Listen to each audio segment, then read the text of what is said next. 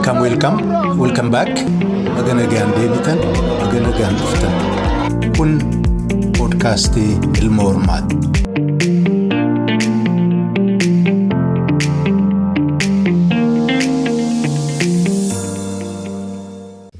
Ashama kabajamoo hordoftoota podcastii Ilma Oromaa akkam ooltan, akkam bultan, akkam jirtu nagaadhaa fayyaadhaa. Gaadhiyoo kana qophii Jaal Muktaar Muummee waliin gaggeessine marasaa nu jala deemtanii hordofaa jirtan ka jedhu abdiin qaba. Ofii hordofuu qofaa miti namoota waan kanarraa seenaa baratuu barbaadan baratanillee irraa faayidaa argatuu danda'an jettanii abdatta maraanuu qooddataa jirtan ka jedhuga.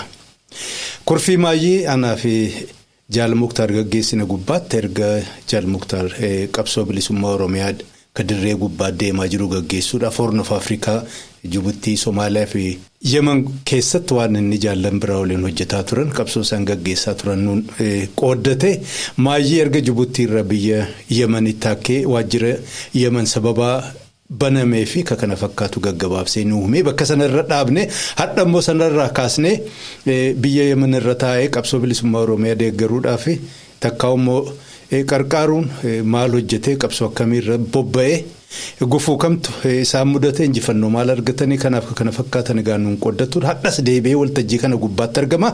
Isinis egaa bakka jirtanutti jaalala hangafa kanaaf kabajaa jaalalaa fi ulfina isaa maluun simannaa akka gootan hadhas akkuma yeroo kaanii deebi'een isin gaafadha.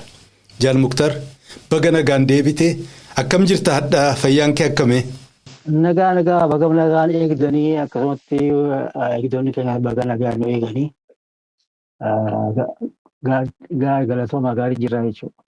Hayyee baga nagaan jiraatte egaa akkuma beektu ani oduu jalqabnan akkuma duriiti hin dhaabu mee har'a immoo gamaayyii ogguu nuun qooddattu atis Yemen deemtee waajjira sana itti gaafatamummaan sirra buutee achi seenaa akkamiin adda bilisummaa Oromoo keessaa mootummaa Yemen bakka lama qoodamtee turte sun waajjira ABO'f sababaa siin bante nu himte meegaa kanarraa eegaliite ammoo qabsoo gaggeeffamaa ture qabsoo dirree gaggeeffamaa ture sana deeggaruudhaaf waajjirri adda bilisummaa Oromoo Yemen waan inni hojjetaa ture tattaaffii inni godhe maraa'uun qooddadhu barakaa argadhu.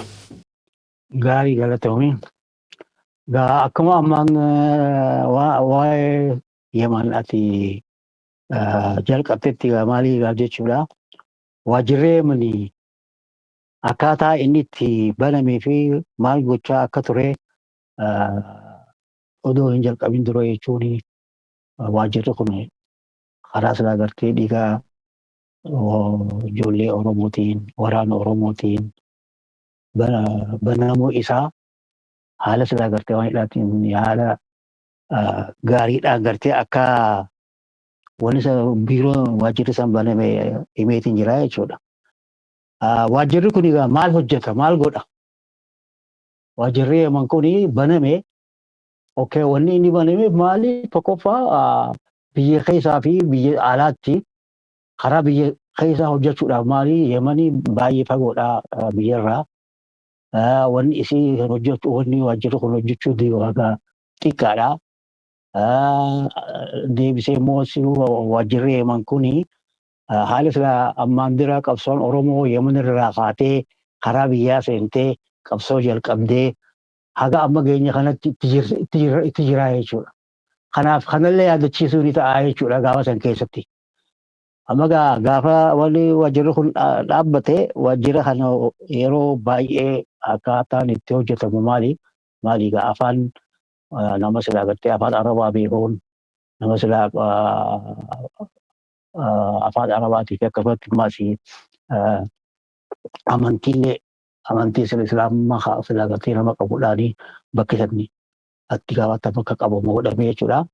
Namni itti gaafatama qabu sanii Raammis jedhama. Raammis kun nama silaa qabsoo karaa Wallaggaatti gartee qabsoo adeemsaa ture. Nama hedduu gartee waa'ee qabsoo kana fi mootummaa Suudaanitii fi maalii karaa gartee afaaniitiin gargaaraa ture jechuudha. Yeroo achi dhufuu maalii waan haarayaa namni silaa Oromoo kunis hagas takka biyya sanii akka silaa gartee waa'eedhaatti dhaquudhaaf yoo baazaboortiidhaan maaliin ta'e malee karaa gartee baharaatiin akka ammaan tana gartee godhamu kanatti akka ammaan tana deemu kanatti namni hin dhufu hagas takkaa miti jechuudha.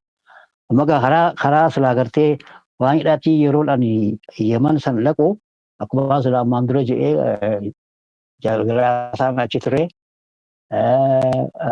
Abbaa Yusuf achi ture. Raammis achi ture. Raammis kuusachaa ture.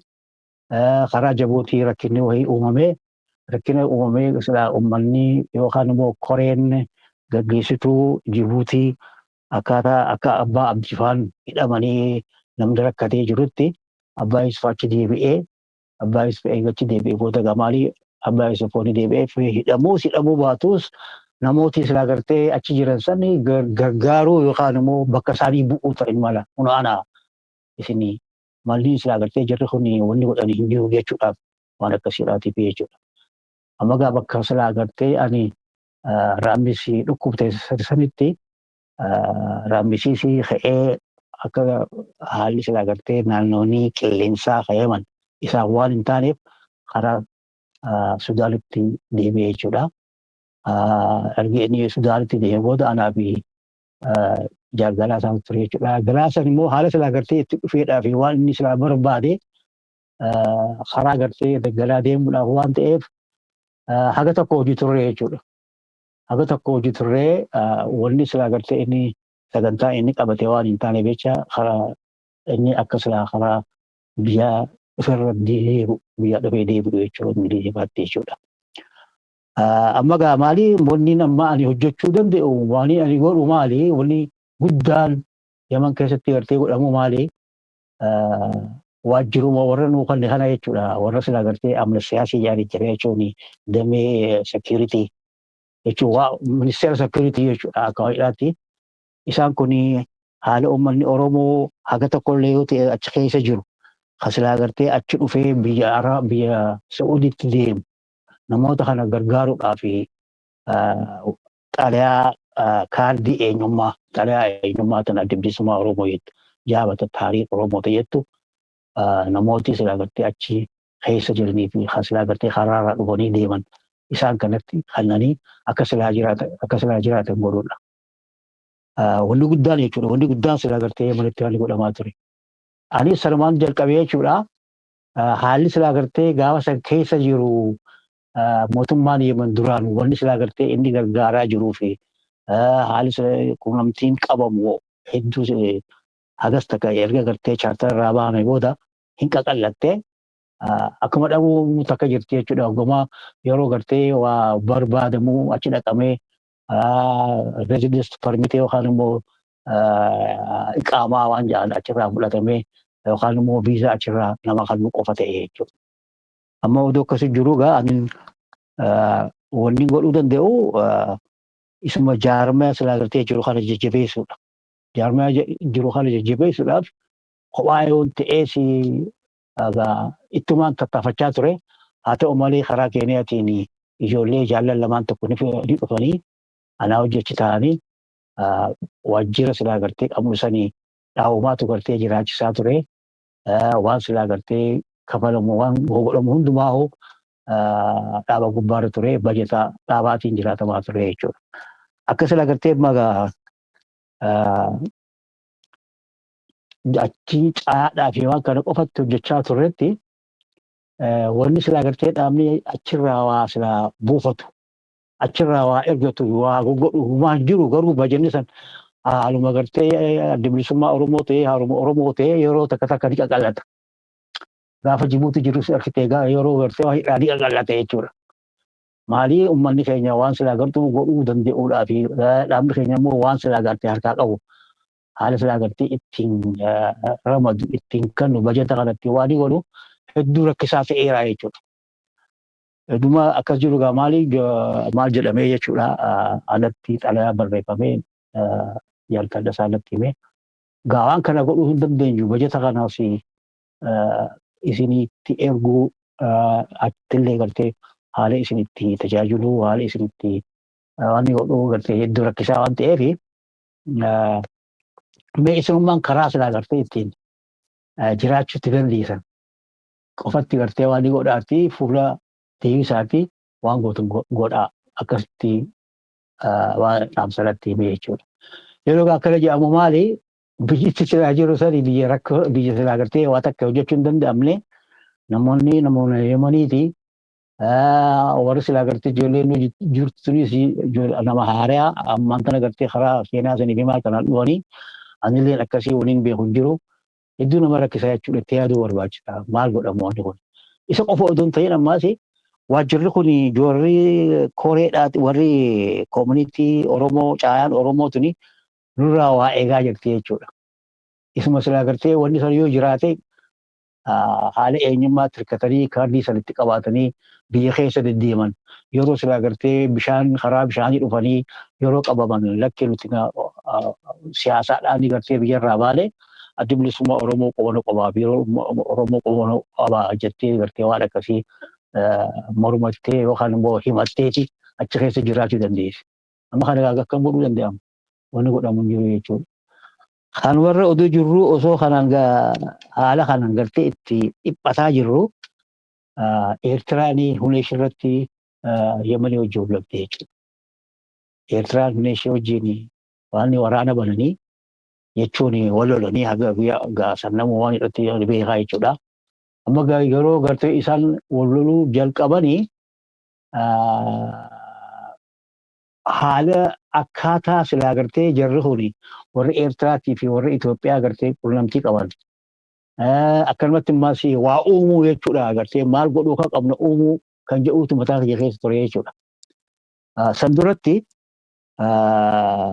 hojiin silaa gartee jaarmatti dabalee itti waan godhu maali waraqaa facaasuu imbaasii adda addaatti gartee waan godhu adda bilisummaa Oromoo akkasii uummanni Oromoo akkasii jedhamee gartee hojii dippiloomaasii mootummaa keessaafuu warra silaa gartee Araboota jechuudha kan akka Liibiyaa, Iraaq, Iraan maal isaan noota kana wajjin gartee waan hojjetamaa waraqaatti keessaa fa'aa ture jechuudha hojiilee hedduu hojjechuu dandeenye. Irra guddaan Suudaanii fi warra Eertiraa gaa hojjumaanuu turre isaanii wajjin wal quunnamnaa warra Suudaanii wajjin wal quunnamnaa itis okkee gaarii ture jechuudha. Amma gaa yeroo akkasitti Eertiraan isaan dhoytu ani warra Eertiraa kana jechuun haala silaa gartee isaanii hojii jiru jarri Yemanii kun hin beeku. Wanni isaan beekan hin jiran. Amma ani karaa lolaa kanatti adda bilisummaa Oromoo uummanni Oromoo lola ammaan tana dhufe kan akka mootummaa Yemanii wajji walitti gartee waan godhee isaan gargaaruu danda'a. Je'ee yooniin jara kanatti hime amala siyaasii kanatti yookaan immoo warra sekiiritii kanatti warra silaa gartee ani isaan wajji haasawaa ture yookaan immoo isaan namaa ture kana yeroo dhaqee waatti hime yeroo ammaan tanaa yeroo dhufteetii fudhatama qabnaa jeetiin ta'eetuma itti dhaqee jechuudha. Amma yeroo itti dhaquu itti gaafatamaa siyaasaa hasalaa wajji wal quunnamu anaa wajji wal quunnamu jechuudha. Amma isa kanatti maalii akka haalaan itti dhufee fi akkaataa silaa gartee lolaa sanii akka infoormeeshinitti hojii haasofne sammuu amma waan hin harkaasii qabu jira jechuudha. Amma lolli kun dhufee jira. Lolli amma dhufe kun irra guddaan isaa karaa baharaatii fi bishaan keessaati. Waraanni gartee warri Eertiraa qabu sanii waraana silaa gartee mootummaa silaa dargii ka ture. Meeshaa dargii ka ture. Bakka silaa gartee isaa meeshaatti kaayyetan. Warra gartee wanni maaligaa sammariinii fi maalii fi waan akkasii kana bishaan gubbaarratti hedduu muuxannoo qabanii waan isaan qaban meeshaa isaan qaban kanaa fi maal kana hundumaa nuti waan godhuu hin dandeenya. Jiraa miti akkuma gartee waan hidhaatti. lamni keenya nama achi keessa waraanni achi hojjechaa turee fi maal cufti ni jiranii kanaaf jecha nu gargaaruu danda'an. Isinis illee gargaaruu dandeenya. Jallaan jarri yamanii kuni akkaataa silaa gartee isaan ittiin lola bahara keessatti lolan kan hin beekan maaliif yeroo baay'ee lola seenan hin beekanii muuxannoo baharaa kana gartee hedduun qabanii isaan gartee waan maaligaa hal'uunuma kana qabuudhaa fi nama haraa deemu kana qabuudhaa fi maal daanguma eeguu kana qofa irratti gartee waraanni isaanii gartee waan ta'a malee hedduu waan daagaa wajjin wal loluu kan qabanii turan maaliif muuxannoon qabani. Amma waan akkasii kana egaa wajjin wal gargaarree waa godhuu hin dandeenya. Hin dandeessaa amma haala silaa gartee waa'idha. Waa takka takka dubbachuullee waa'idha miti.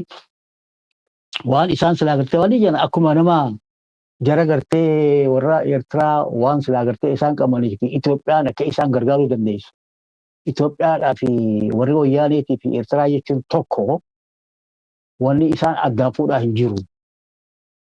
Kanaaf isaan lamaan Eertiraan Yemanii wajjin lollaan Itoophiyaan as jirti jechuudha. Warri Itoophiyaa karaa meeshaa adda addaa fuudhanii karaa Jibuutiin Eertiraa daangaa Eertiraatii fi daangaa Jibuutii geessanii achirratti gartee walitti waan godhaa jiran. Aga ammaa isin beektan maleedha. Isa kanaas gartee hagamta akka meeshaa achi geessanii karaa kamiin deemanii nama keenyaa jira. Namni keenya sila gartee karaa keenyaan bahan, karaa Oromootiin bahan, karaa Wallootiin bahan. Warri karaa Walloo jiru kuni informationii waan sila gartee waan ta'u mukanuu hin danda'ati very hedduu waanidha salphaadha kanaaf jecha qacarratti hojii hojjenna. Okay. Amma gaa maali? Haalli sila gartee waanidha hedduu gammadanii namichi jiru gammadee warra guddaa ministeera security guddaa achuma gidduma san keessa odee itti gadhiisee nageesse jechuudha. Waan akkasii fi kanaaf warri addunyummaa Oromoo itti gaafatamaadhaaf jira. Kanaaf jecha isaa hojii haasa'ee namichi guddaanis natti wajjin haasa'ee waan silaa gartee addunyummaa Oromoo irra gaafate. Kana booda nu gargaaruu dandeessanii eesin gargaarra. Mee silaaluudhaaf haala silaa gartee Eertiraa lola qabnu keessatti warra silaa gartee koriidoorota karaa baharaa hojjetan koriidoora baharaa gartee itti gaafatamaa ta'e warra harka ifannee jira. Mee isaan kana deemee waan isaan laalii naa jedhee jechuudha. Kun salphaadhaa miti afaan isaaniitiin beekaa maaliin beekaa namni isaan beekuun qaba kanaaf jecha okay ammaan si bidaa ni dandeessaa okay amma bakka silaa gartee isaa waan isaanii fi haala isaan gaditti jiran isaan waraanaan eegaa jiran jira. Poolisa gartee waan godhanii jara karaa waan maaligaa waan kannanii fi hoteela kannanii fi isaan kana eegaa jiran. Maaliif sobaniitii harka nukkannanii jiran malee garri harka kallateetii miti jedhanii yaadan isaa jechuudha. Sadaa qaban. Akkasii amma gaa jiranii warri silaa gartee jara san beeku.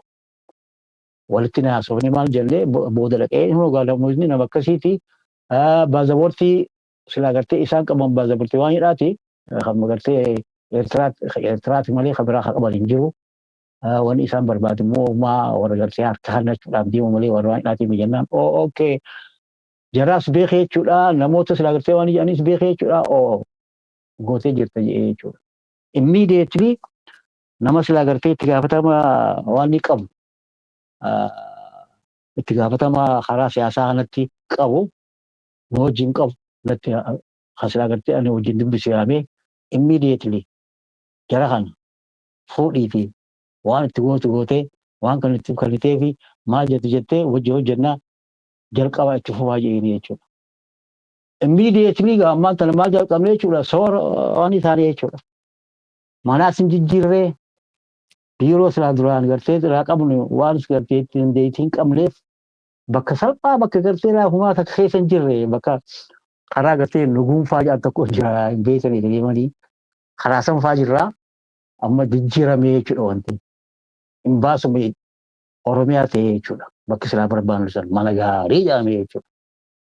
Amma gaafa moggaa ta'uu itti fuudha wanni biraa maaltu jira rakkoon ture silaa rakkoon takka san ture miti. rakkoo dinagdee ture rakkoo silaa gartee uummanni keenya haala ittiin gartee achi jiraatu ture amma ammaan kana salphaa ta'etti deemuu jalqabne jechuudha. Karaa amma kana gubbaatti haalli silaa gartee jiru karaa isaanii wajjin hojjechuu qabda siigalee. Akkasumas teessee lakkii waan kana himeetiin waan kana je'een akkanatti hojjedhaa jedha keenya akkanatti isin gargaaruu danda'a.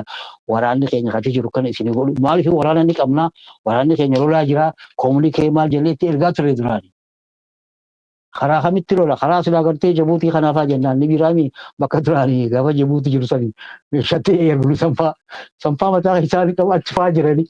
Kanaaf rakkinaan qabu karaa saniillee loluu hin danda'anii waan jedhu hunee isin dhufanii loluu hin danda'an garuu isin gargaaruu hin dandeenye waan hin qabuuf waattii hin qabu yeroo hundumaa.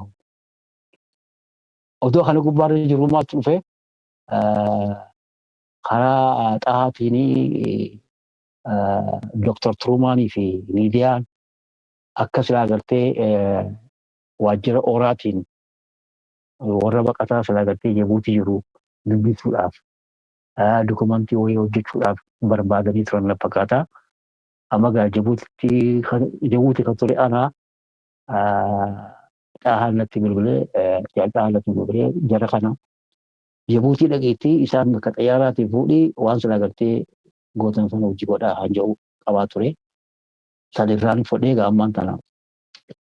Isaanis ammaan tana gaa jiraamii turan dhabamanii turanii amma waan kana gubbaatti waan amma itti ergan kanatti ammaan tana waan jedhee jechuudha. Amma sannan fudhadhee hoggaan kana fudhadhu maaliin jedheeni viizaa gartee Jabuutii fudhachuu qaba. Jabuutii immoo gaafaan silaa jiru sanii jarri anaa fi abbaa isin nu barbaadaa waan turaniif jecha na qabuu danda'an hin beekamu. Okey waan fedhe haa ta'u hin dhohodha seenee Jabuutii keessa dhokachuun waan rakkinan qabu. Dhaqeetiin isa jara kana fuudhee waan dhohodhee hojii hojjetama jedheetiin waan jedhee jaree maniitti dhaqeetiin jechuudha. Kunis sababa naa ta'e. Maaliin godhaan jedhee jechuudha. Jabuutii dhaqeetiin karaa silaa gartee Itoophiyaadhaa fi warri Eertiraa haali isaan ittiin jiran naannawa daangaa isaanii warra silaa Maamud Sa'iid fa'aa jiran beekanu isaan fa'aa waan jedheetiin. Jara keenya kan walloo kan Oromoo jechuudha. Isaan kun waan silaa gartee godhuu danda'anii jira. Isaaniifis hojii kanuudhaaf tokko beekan. Maaliif waan akkasiitii waan isaan eeganii waan ta'anii isaanis hojii tokko argatu jechuudha. Waan akkasiin hojjechuudhaaf deemaa jeen. Gaarii hojii isaanitti jira jechuun maali? Amma itti gadhiyeetiin achi dhaqee yeroo achi dhaqu Turumaanii fi jara lamaan waliin yennee walitti hin dhufnee hin fuunee jechuun waan godhan isaan wajjin godhe dhohochaa jechuudha. Maaliif baqattoota dubbisuu baqattoota waan isaatti dokumentiin sanii jiran fakkaata haala isaan itti waan hojjechaa turan. Amma ga'anii hojii kiyya haaluma gartee wayiidhaatiin Maamud Sa'iid fa'aa hojii haasa'ee haala waan tokko illee gartee kana nutti himuu danda'an jira. Information akkuma gartee miidiyaati beekatu. Meeshaa wayii tokko achiin deemee jira waan akkasii kun godhamee jira kan jedhu information markachuudhaaf.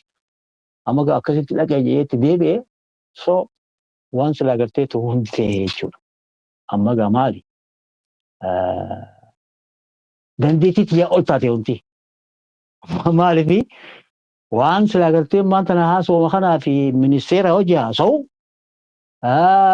warra silaa sekiriitiidhaa fi maal kana hojii haasa'u hedduu gartee silaa kan dirqamatti qabu hogganaa adda bilisummaa Oromooti anaa achi ta'e si galeera. Jechuun sadarkaa kiyyaa oli. Ammatti bilbileetiin aboo jarana wanniin hojjechaa jiru kun sadarkaa kiyya olii ta'ee jira. Kanaaf jecha haala silaa gartee isin dhuftanii jara kana wajjin itti haasawatan barbaachisaa jedhee itti ergaatti ergee jechuudha galaasatti. Galaasaanis garee haala isin isaan gartee karaa Sudaanii ittiin hojjetan waa hojjetanii maal jedhanii okey waan jennaa jedhanii anmoo namicha silaa gartee ana hojii qunnamtee qabsan akka gartee viizaadhaa fi maal kana gartee qindeessee maal godhu akka gartee jarri silaa biyya biraa jiran hogganoonni achi dhufanii isaa hojii haasawan. At least akkuma gartee nama gartee isaan yaamee waan ta'u gartee ka godhamu isaa hojii haasawan ka jedhu yeroo haga tokkotti hojjetame isaanis karaa Sudaanii kan mootummaa Yemanii fi wajjin itti hojjetanii maal jedhanii jara keenya qaxxaa waan Yemen dhufanii jechuudha. Yemen gaafa dhufanii dhugaan isin jaa ani maanta ifa waan jechuudhaaf miti takkaa Oromoon akka mootummaatti akka silaa gartee waan hidhaatti jechuudha mootummaa Oromiyaa du'uu fi yookaan immoo itti gaafatamaa pirezidaantii Oromiyaa dhaqxee waan wal qabattee waan makiinota qabattee bakka xayyaaraa dhaqxee isaan fuutee akka waan hidhaatti dura deemaa bakka silaa gartee isaan itti waan alitti itti boqonnaaf itti fudhatanitti jiraatanitti geessuun takka hin mul'anne jechuudha. Hin jiru. Darkina bakka silaa gartee waan ta'e jechuudha. Amma warra gurguddaadha magaa jechuun sekuritii warri sekuritii gurguddaan achi jiran. Jechuun warri pirezidantoota warri maal maalii dhufuu hin dandeenye sekuritii warri itti gaafatamtoota sekuritii namoonni. Okay dhaabbadhu ittiin dhufa. Amma gaa yeroo silaa gartee waan ta'u itti gaafatamtoonni namni silaa ta'uu qabu jara kana kan dubbise jechuudha.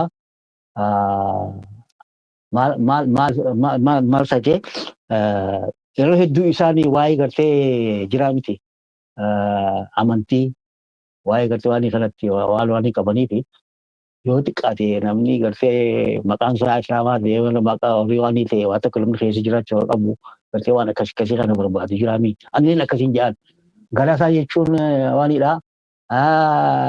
Xahaan kana jiraa miti afaan Oromoo waan itti kana garuu maqaan isaanii akkasii jeetiin timaa jechuudha. Amma daawwiti afaan waanidhaati jechuudha.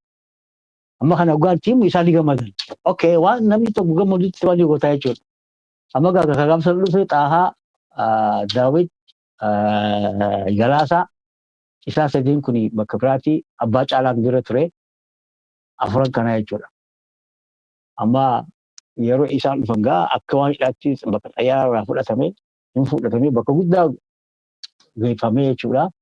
Saboota gamaa jette namooti silaa gartee guguddoo wajjin haala silaa gartee ittiin televezyiinatti haasofnee waan jennu waan hin jirreef rakkina waan qabuuf mana silaa gartee itti aanaa namicha ammaan tana adanitti pirezidaantii ta'e Abdurubboo jedhanii Abdurubboo wajjin mana Abdurubboo ta'e taa'amee jechuudha halaas. Amma mana Abdurubboo jechuun beekama mangistiisa jechuudha. Haala uummanni achi warri silaa gartee hojii taa'ame itti gaafatamaa naannawa waraanaa karaa waanidha karaa gartee daangaa ministeera keessaa ministeera maal jennaan ministeera waraanaa defense ministeera jechuudha. Namooti asii gurguddoo jechuudha maqaa isaanii waan jedhamte gurguddoo kanaa wajjin taa'ame jechuudha haasawanii waan ta'ame itti amananii jechuudha itti amannaa waa'ee Oromoo kanatti ni amannaa isin gargaaraa waan gootan godhaa jedhanii jechuudha. Gaajjuseen amma gaa kun waan guddaadha jechuudha. Haala kanaan gammaan ta'e isaa achi hin turre maaltu dhufee san booda haalli waan silaa gartee ja'an jechuudha kana hin barbaachisu. San booda maaltu gartee rakkinni karaa biyyaa haa ture. Kasilaa gartee waraanni keenya karaa waanidhaatiin Somaaliyaatti galee irra hedduun isaa magaalatti Somaaliyaatti galeessanii waa hedduu gartee karaa dagalaatiin wanni jiru haga takka jiru anillee gartee haga hedduu qabaachuu baadhu achi jiraa jechuudha. Amma maal godhame jechuun mootummaa Itoophiyaatii fi mootummaa waan wayyaanee haala silaa gartee itti wal haasawuu maal akkasii kana ture jechuudha. Amma gaafan waan keessan seenu. Maaltu godhame maaltu waan ta'e akka waan silaa gartee koraatti miseensota keenya wajjin haasofnee waan silaa gartee jennee akkasitti gartee miseensota keenya walitti dhufuu qaba jedhamutti gartee bakka adda addaatti itti kennee ergamee maal jedhame akka gartee Jarmaniitti walitti haasawamu godhame jechuudha. Waan akkasii kanas gaa warra gartee paartii biraatti jira paartii akka Giriikii adda tokko jira isaan ta'uu godhee hin dhumisanii waan hin godhame achi booda haalee achi dheenee jechuudha. Jarmanii. Amma gaala haalli isaa gartee itti jiwaali turree fi haalli jijjiiramaatuma deemaa jechuudha isaa. Amma achitti gaa waan silaa gartee haasawamee dhugaa waa baay'ee waa gaarii ture jechuudha. San booda achirraa hin deemine Yemenitti dhufullee Yemenitti yeroo dhufu sadee jechuudha. Sadeen kun abbaa Caalaatii fi Daawudii fi ana. Amma gaa achuma taa'uu ta'e si galeera. maaliif dachiin silaa gartee waan waraanaa silaa turte baddee jirti Somaaliyaa keessa jiramaa isaan kunis achi deddeebi'anii deebi'anii waan godhamu miti. Kanaaf jecha oduma achi turamaa jiru warri silaa gartee Arabaatiis yoo gaafataniis haala silaa gartee isaanitti deebi'anii waan akkasii akkasiitti gartee kan himuu dandeessu waan biraatii miti. Amma maaltu dhufe walgahii waa'eedhaatu dhufe jechuudha. 1998 Somaaliyaatti gartee walgahiin godhame. Korri sawaanii godhame korra sabaa san gubbaarratti gaasheen kiyyaa galaa isaanii jechuudha. Walitti inni filamee warri silaa gartee achi dhaqee abbaa caalaa fi daawwitiin biraa achi dhaqee waan ta'e amma gaa oduma san gubbaarra jirru maaltu dhufe warri Eertiraa jechuudha warra Itoophiyaa wajjin wallalaa kan turan. Warri Itoophiyaa wajjin wallalanii waan turanii fi amma jara nu barbaadanii jechuudha Oromoo barbaadan amma waan biraa Oromoo san waan maatu ni ja'a. Amma gaafa san keessatti anatti ergamee jechuudha. Akka silaa gartee leenjii waraanaa namni keenya Yemen jiru achirra Yemen dhaqee akka leenji'amu. Walitti qabee jedhu karaa daawwitiidhaan natti ergamee jechuudha. Amma gaawwanni keenya akkasitti dhufee jechuudha. Amma ani ijoollee waraanaa gaawwanni godhuudhaaf warra gartee Eertiraa kana wajjin hojii hojjennaa wal quba qabnaa waan silaa gartee jiru hundumaa'u itti gaafatamaa isaanii wajjin hojjedha jechuudha achitti. Amma jalqabne jalaa gaan kun maali? Jara kana gartee warra silaa gartee bakka adda addaa jiru kana fuunee waliin naqudha. Amma san dura odoo waan hin ta'in jechuun waa'ee silaa gartee qabeenyaa fi maal akkasii kana gartee qabaatu gubbaarratti odoo isaan achi jiranii waa godhaa jiru jechuudha. Achitti Yemenitti namootiin silaa gartee paartiin achi keessa jirtu paartii warra eenyuti jennaan paartii warra Affaar ELF achi gartee jara security sanii wajjin yeroo deddeebinee hojii waan goonu isaanii hojii wal quunnamaa ture jechuudha. Isaan kun hojii waa hojjetan jara Yemenii kana wajjin. Waan silaa gartee kanneen fi irraa waan biraa fa'aa hojjetan jechuudha. Amma kana dhageettiidhaan dhagee ani waan silaa gartee isaan godhan kun bilisummaa Oromoo yookaan wajjirri Oromoo humaa haga ammaa wanni godhan jiru. Gurbaan ammaan dura jirus waan akkasii waan sanii waan hin taane jaraniis waan akkasiin jalqabne amma waan akka naggadaa wahiiti waan jiraame waan citiidha wanni sanii waan hin qabdu. Amma isaan kun jalqaba waan isaan kun gartee waan jennaa waa harkatanii kanaaf jecha jarri keenya jechuun jaddaawwit faana jiranii yoo Oromoo waan akkasii godhe Oromoon nu dhiibtu booda bar waan akkasii godhee abaluu bar akkas ta'ee jee nama hima sila waa harkachuu ni danda'ama maal waan akkasii keessa jiraan jee jechuudha irra akkaatiin jee waan fedhe haa ta'u anaatti gaafatama dhugaa gabaa hedduu waan hidhaati. Okay gaafa silaa baatee yoo rabbiin ta'e jechuudha bakka yoo jiraanidha. Akkas abaluuti godhee jechuun hinaafu kanaaf jecha waan godhni boonaa hin argannaa abshee waliin jennee ture jechuudha. Waan sannan jalqabee yeroo takkatti sooramnu makiinaallee bitee waan silaa gartee maal haayiluksii fi maalii fi waan taaksii hojii biraa fa'aa jalqabee hojii information hojii waan jechuu turre wanni kun hoggaa dhufu ijoollee bakka biraa geessee hoggaa dhufu amma wanni silaa gartee godhi sun nu faayiduu jalqabee jechuudha. Amma maal goone ijoollee silaa gartee isteetii adda addaa jira achi Yemen. Isteetii kana hundumaa keessa dheettee nama walii qabuu qabda. Amma ijoollee silaa gartee achi nu bira turte fayyadaman jirtu dura isaan gartee kana akka gartee bakka biraa deemu akka leenjii karaa waraanaa deemuu danda'an isaanii wajjin waan haasawaa turre akkasumatti immoo ijoollee mana hidhaa jiran asilaa gartee mana hidhaa keessanii mana hidhaa irraa bu'uu dadhabanii achirraa ba'anii bakka biraallee Suudii dhaquu barbaadanii yookaan immoo karaa waraanallee nuti ibsaa warri yaa'aa ture jechuudha. Amma jara kana achumarraa sana'aa magaaluma guddoo sanirraa waan ni goolee qopheessine jechuudha. Maqaa isaanii barreeffamee maal jennee ammaan tana jara kana gaggeessinaa jennee wal taalee jara kana gaggeessuudhaaf jara warra Eertiraa hojii kanaan hojiin isaa waan hin ja'a. Jarri wanti kun beekuu qaba warri Yemen. Karaa kamiin deeman? Maaliin deeman?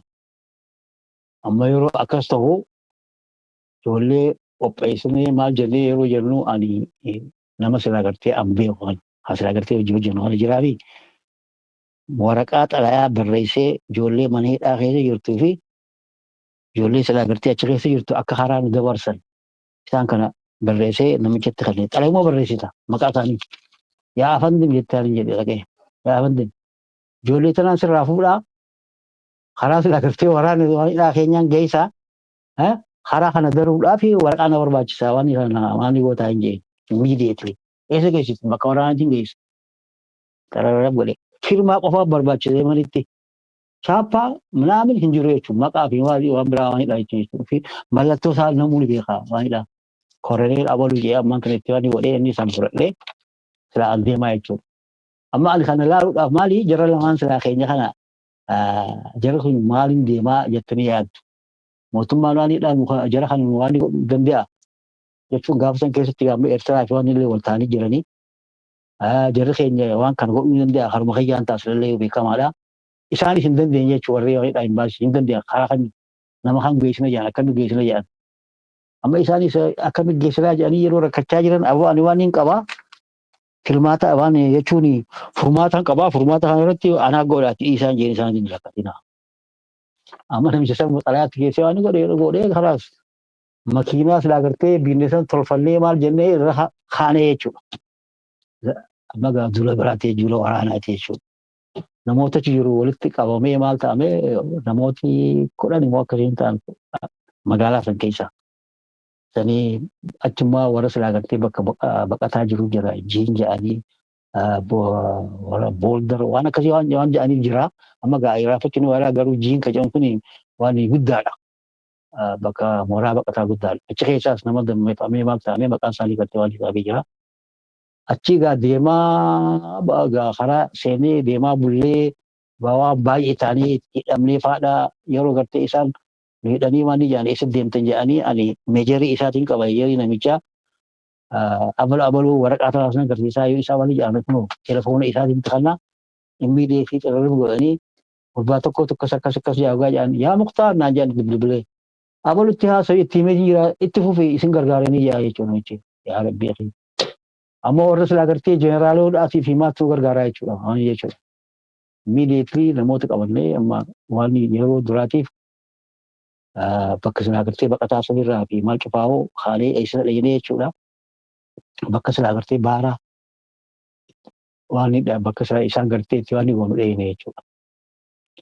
Bakki baaraa silaa seenan kun jiraa miti haala silaa gartee magaalaa keessa odoontiin bakka gartee mootummaan Itoophiyaallee namni kan beene warra security silaa gartee achi jiru wantanii warra security waan makaa jedhanii bakkee makaan isaanii garjeera sanii Itoophiyaa sanii ni jiranii karaa waan hidhaatti nu seensanii achiin bahaara kana seennee warra silaa gartee Eertiraa kunis waan inni fidaa meeshaa maaligaa doonii guddoo dhufa sammuudra waan ta'ee jechuudha walitti haasa'uudhaan isaantu kana waan kana fida nama isaan gartee ergan. Hin gaggeeffamaa jechuudha. Odoo akkas jennu ammaan tana haalli silaa gartee waa'eedhaa nama kana buuruu itti fufee jechuudha. Nama kana gartee itti bakka hidhaa silaa gartee adan ta'es bakkuma silaa gartee namni Oromoo jiru hundumaa dheegnee jara kana gartee waan itti himnee waraqaa maqaa isaanii barreessuudhaan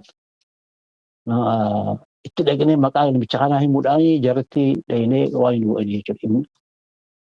Immigireeshinii silaa gartee biyya san keessa jiru guddaadhaatu hawaan silaa gartee sanaa keessa jiru himaa kana jira innis achi nu mallatteessa jechuudha. Immigireeshinii namicha waan jechuun itti gaafatamaa Yemen jechuudha beekamu immigireeshinii itti gaafatamaa waan laalaniinis. Yeroo baay'ee maal ja'a namooti kana eessa geessitee jedhanii. Namooti kana biyyatti isinii galchaan jedhani. Isin rakkanii jiranii mana hidhaarraa waan ta'anii karaa beecha wanni godhu hin jiru maali hin ergaa biyyatti deebi'ani. Amma duba jara kana ati jara keessan kana qofa gootu moo warra Itoophiyaa kanas nurraa fudhachuu dandeessan jechuudha. Dura warra keenya kana Oromoo kana isirraa geessaa amma gaa beekadhu waan silaa waan jarri security malee inni kun quban qabu. Amma jara kana Amaara warra Itoophiyaa kana waanidhaa miti isaan haawanii godhatanii ani jedhama kanaan isirraa geessaan jedhe. Maal isaan rakkatanii jiran si galee nama kana fuudhanii deebisuu xayyaaraan maal godhuu maallaqa itti baasanii jarri Itoophiyaa hin deebisuu fi kanaaf achitti rakkachaa jiran si galee. Amma ani barreessee waan jennaan fudhan qofaadha maaliif warri abnii hin beekaa. Achi dhaqee immigireeshinii dhaqee jennaan namichi mana hidhaa keessa immigireeshinii keessa akka jirutti Oromoon jirti beekadhaa hidhaa miti. Amma gaa isaan kana Oromoon fuudhee waan ni godhu maal waan rakkina qabu waan akkasiin godhaan jedhanii akkasumatti odoon gartee itti sobuu deemaa ture jechuudha. Yeroo adanitti nama baay'ee faa fuunee gaafa isaan zuu qabatanii nu dura deeman. Makiinaa waan hidhaa maaligaa Ayisuuzuu 5-6-7 akka waan hidhaa akka waraanaatti mana hidhaa keessaa beekan mana hidhaa keessaa baaniiti dubartiidhaa fi dhiirri isaan waan meeshaa guddaa qabatanii nu dura deemanii warra waraanaa nu bira jira Oromoo jechaa waan isaan dheenaa jechuudha ammaa kaasan. Magaalaa ifaa akkasitti waan goone jechuudha. Amma gaa bilisummaa kana achumaatti jira Oromoo bakki jiru jira. Amma yeroo makkaa dheenu achi warri waraanaa ijoollee sana si galee ijoollee yeroo hedduu walitti waan jennu waan sunisuma waan illee jechuun hin barbaachisu. Isaan ogaa achi dhaqanii yeroo baay'ee maalti fakkaata kan karaa haadhaatti gartee akkasitti deemaa jennu maalti fakkaata si galee. Irra guddaan ni beekaa akka silaa gartee waa karaa waan hidhaati deemu bakka silaa gartee leenjisatti deemaa ni beekaa jechuudha. Warri kaan immoo dubartoonni asuman nu godhiftanii dheenaa jira jechuudha suudii deemuudhaaf. Rakkoon isaanii mana hidhaa keessaa bahuu malee waan achi waraanaa fi maa jettu kan isaan quban qaban achitti karaa nu gadhiiftaadha. Amma yeroo bakka makaa sangeeyyaa ni qaba yeroo baay'ee maaliin qabaa seete namni keenya kun miila waanidhaan dhufee baara keessa dhuma. Dooniin garagaltee maaliyyaa. Oromoo idda akkasitti gartee dhumtanii duutanii maaliif saba keessaniif loltanii bilisummaa teessanii irra hin jiru eetii onnadha si galeera. Kasilaa gartee isaanii waan jedhee mataa deem jedhee faadhaan gartee achi waan godhaa jechuudha. Amma karaa waan hidhaatiin jiraa miti anis akka waan ta'ee hin jira jechuudha waraana. Maaliif waan waraanaa siin qaballaa qawween akkamii qawween qaballaa achi amma karaa doonii kanatti dabarsinaa jechuudha dooniin fuutee asabni jechuudha. Akkasitti odoo jennu nama birgeedii jechuudha. 2,500 Yemenirraa fi akkasumatti immaas Jibuutiirraa. Amma Yemen kana qofa osoo hin ta'in Jibuutiirraa hidhee waan goonaa jechuudha. Jibuutii waan hidhaan hojjetama. Waan Yemen yeroo hin ta'in isuma ijoolleen achi silaa jirtu jiraa miti.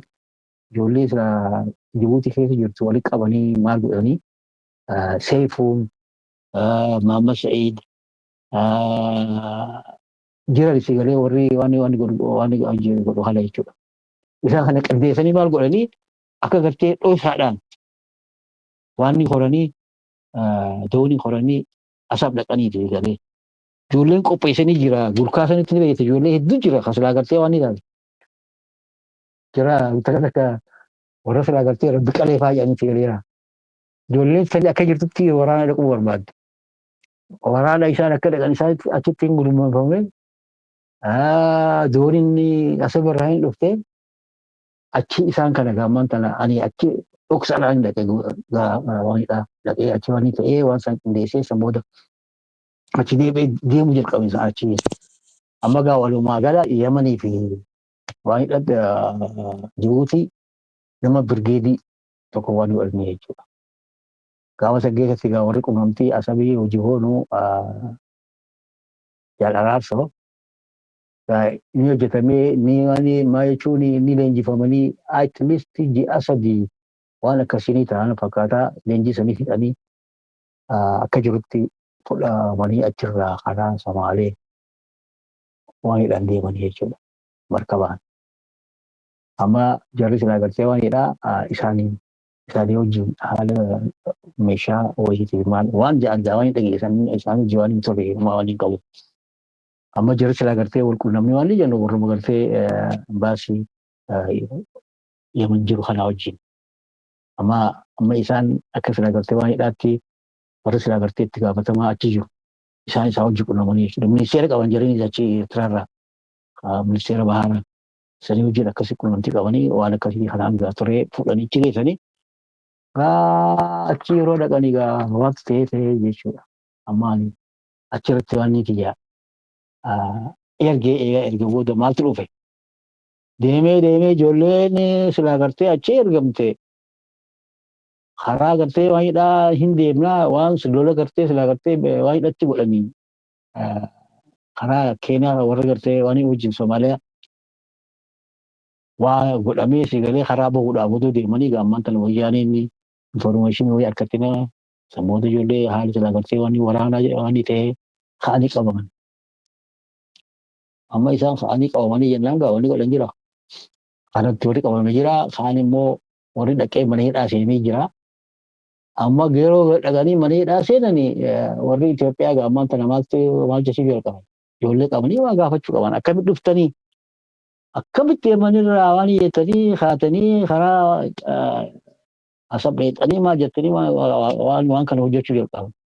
Abaluutu akkasitti nu fuudhee viizaa malee isaatu waan godhaa akka waan mareefu jee isaatu akkas godhee akkas achi nu geessaa jedhanii amma hogaa akkas jedhanii gaa maal ta'e itti gaafatamaan paarlaamaa fi ministeerri keessaa kan silaa gaafa walgeenyi isaa ministeera interior ministeera ture kan walgahii wajjin waan walii tursanii isa haala dhaqee yeroo achi dhaqanii isinii warra Oromoo kana gargaaraa jirtanii waan warra Oromoo kana gargaaraa jirtanii fi nuti wanni isin hojjennu hin jiru jedhanii jechuudha. Nuti waan godhaa jirtan kana jechuun hojjennu waan hojjennu hin jiru. Akkasitti qofa qabaadhaa jennaan maal goonee jedhanii jechuudha jechuudha. Namichi ministeerri sanii fi lamaan kuni hin beekan akkuma namicha waan maali immigireeshinii jiru sanii fi galeera. Ijoolleen Oromootiin achi deebisee malee waan godhamaa jiru kana inni waan qabu warra sekiriitii malee. Amma akkasaatti maali namarraa deebisu jirraami. Oromoo biyyatti irraa galchuu jirraami. Kana feesaa jechuudha. Maali? Yeeman akkas ta'ee jaayine jechuudha. Sintuu ijoollee waraanaa waan godhee achirraa geessee warra Eertiraa wajjin nutti dulchisaa jiraa jennaan amma akkamitti dulchisaa nuti waan lakki hin goone jennaan fuudhanii ijoollee hidhamtee waan ta'e hiriira galchanii garsiisan. Kunoo gaafadhaa jaayine isaan bitan. Akkasitti dhufnee akkas goonee akkas goonee jaan. Televezyiinii irratti waan godhaa turan. Amma gaa jarree achi deebi'ee yeroo achi deebi'e maal godha namichi kanuma gartee firiinee waan ta'e dhufe jechuudha. Namichi ministeera keessaa. Miidhee fi dhaqee immigireeshinii itti himee jechuudha. Amma yaamaa jechuudha jechuudha amma gurbaa san yaamaa. Amma utuma gartee anichi waan jedhu yaamaa yeroo jedhu odoo waan hin ta'in turin halkanuma na yaamanii. Ijoollee warra gartee siyaasii kan silaa hojii hojjennu jira achi keessa. Galgalma san dhufanii na yaaman waan telefoonaan na yaame maali jennaan borganama kottuu naan jedhe waan immigireeshinii. Immigireeshinii kottuu waan dhaabsi barbaadaa naan jedhe. Diiraa si barbaadaa naan jedhe. Itti gaafatamaa immigireeshinii si barbaadaa kottuu kanama. Amma kottuu naan jedhe ni dandeessa. Lakki amma dandeessu ganamaan dhufaan jedhe. Amma akkasitti ganama nan ta'ee nan dhaqee biirumaan duratti seenuun seenee yeroo achi deemu amma waan maalidhaa. Gaafa dhufne eege nan jedhee nan eegee hin teenyee namichi hin dhufee sammooota fuudhee namichi bira dhageessu jechuudha. Namichi bira yoo dhaqu taa'ee naan jedhe jechuudha. Taa'ee uummata ni baatee warra siifii waa'u dhagee jedhee jechuudha. Ammaan dura gartee isa bira nan dhaqaa ture maaliif waa hin mul'atteessaa ture inni. Baay'ee waan makaanaa gartee waan isaanii mallatteessisaa jechuudha. Dhagee jedhe amma kaartaan keenya dhumee jedhanii. Kaartaan sila gartee hojii waan wal isaan dhumee jedhama. Haadha salaam. Amma wanni ati godhuu dandeessu. Sa'aa 24tti biyya tana bahuu hin jedhu. Jechuudha. Sa'aa 24tti yoo waan ta'uu dandeessu dafi. Biyya tana akka waan godhatu fudhadhuuti. Asirraa bahee naan jedhe akka okay. Akkas jedhamee bari anaa miti jedhe ministeera keessaatis waan godhaa jira. Amma na eegaa jira telefoonaan inni dhagee waan godhaa. Maal gootee naan jechaa jira naan jedhe dafi amma naan jedhe jechuudha.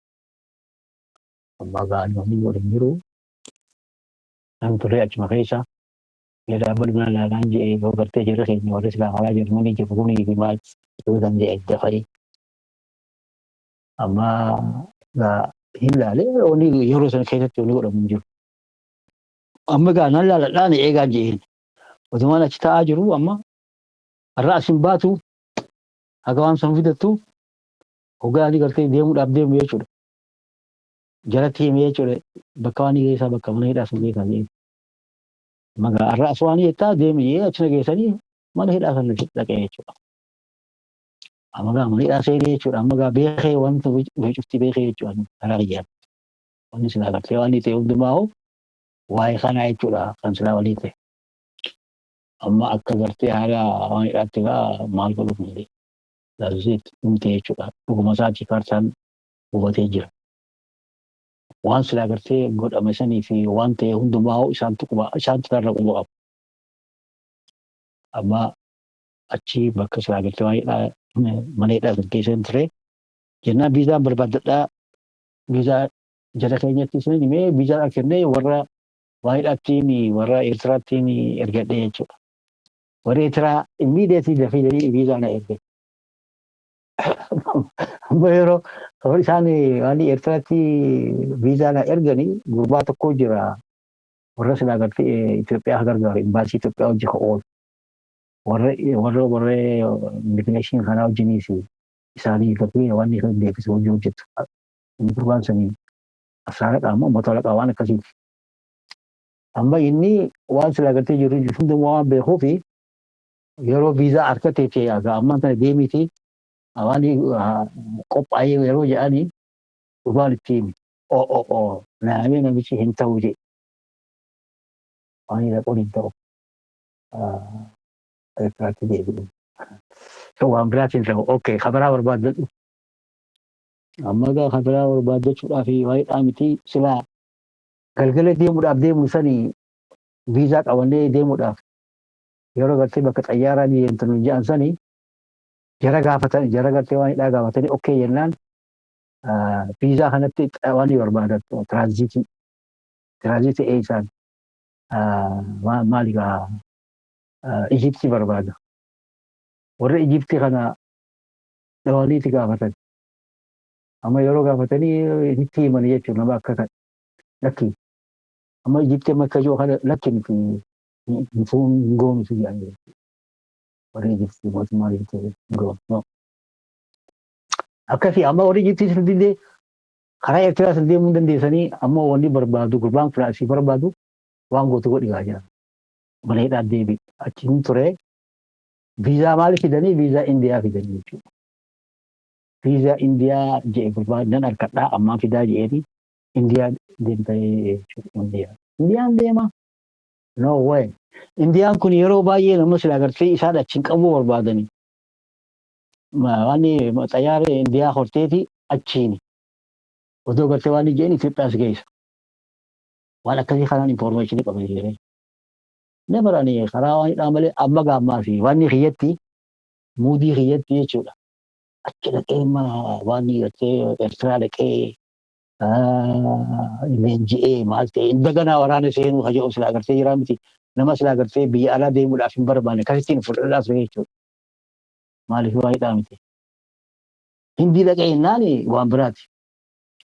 Infoormeeshinii isaanii sidan qabaa waan biraatti ta'a. Kanaa jecha lakkiin dhaqu. Lakkiin dhaqu. Odoo jedhu guyyaa 10 dilee taa'ee jechuudha. Amma yeroo dilee taa'u namichi silaa hojii turre san hin jiru. Eessa jira biyya waan hidhaatu jira jechuudha. Damaasqoo moo maal waan kana jira. Liiblaan jira. Dhukkubsatee maal ta'e achi dhaqee itti ta'anii jechuudha. Isa silaa kan gartee amanuu danda'u. Horaa ni godhuu danda'u. Maaliif isaan viizaa godhanii vindii godhatee humaa wanni si godhan hin jiru. Sin deebisanii hajaan qaban si galee. Oda inni yeroo dhufu odoo turee ni dhufe. Na yaabsise. Bakka namicha immigireeshinii sanii hojii. Yaa muktaar naan jee jechuudha. Keef naan jee walitti waan jennee anaaf inni akka waan hidhatti wallaalan ni beekne gaa waan silaa gartee anaaf inni hojii hojjenne. Amma inni maal ta'e maaliif karaa hindii kana deemu waan jettee naan jee. Lakkii karaa hindii kana hin deemu hin jee. Okay, dubbii eegalee hindii didee maaliif maal jennaan Sooriyaadhaa fi jiraa miti biyya gartee waanidha biyya Araboota kan bakka biraa waan barbaadinaaf. Okey Jarmanii fa'aa waan barbaadinaaf viizaallee gartee ammaan dura godhatee deebi'ee jira. Lakki isaan kana ni jaamu. Okey. Barbaada gaa wanni kun eega dide duuba maaliif diddaa akkasitti naan jedhe. Lakkii jarri kun waan silaa gartee ani hin barbaannee fi jarri kun achi na fuudhee deebi'ee bakka silaa gartee Itoophiyaa sanii hojii ta'utti waan jiru danda'a jennaan.